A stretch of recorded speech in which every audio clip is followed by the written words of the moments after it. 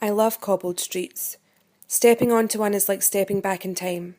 Almost every street in Aarhus is cobbled. It's one of my favourite features about Denmark.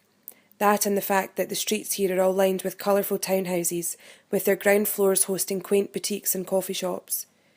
Each is a different colour or shade to the last. Every house is an individual here, a tiger rather than a sheep.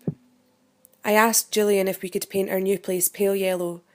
I'd already picked out the colour from a brochure, lemon twist. He said I could do whatever made me happy. He wouldn't stop fawning over me. I guess he felt guilty for asking me to move to a different country for his job. I acted excited to reassure him that I was okay. I acted like a child in Disneyland.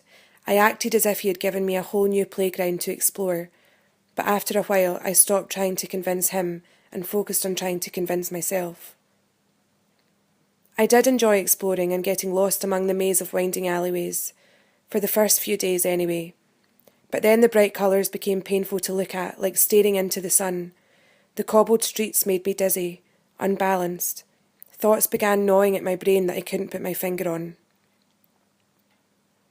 Julian worked all the time. I only saw him in the evenings, and even then he was so exhausted it was like talking to a mannequin.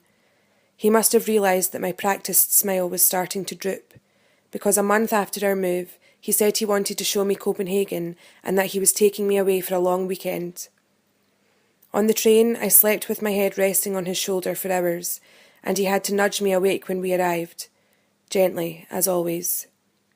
We explored again, together this time, another city I had never been to. He was giving me all of the opportunities I had always hoped for, but as he held my hand, I longed for one with a firmer grip. Julian led me to Nyhaven, a well-known district of Copenhagen. It features a canal lined by the typical rainbow of buildings on either side. It looked like something straight off a postcard. We sat down outside an empty cafe halfway along the canal, and Julian went to get us coffees. I stared at the ripples in the water in his absence, wondering why I felt like I'd been punched in the gut. A chair scraped across the cobbled ground to my right, and I was dragged back to the surface. Julian had pulled the chair back so that he could kneel in its place. It took a few seconds for me to realise what was happening. I couldn't hear what he was saying over the screaming in my mind, but the ring he held towards me was fairly obvious.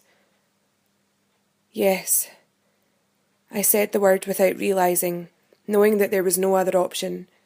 Sometimes settling is the best you can do.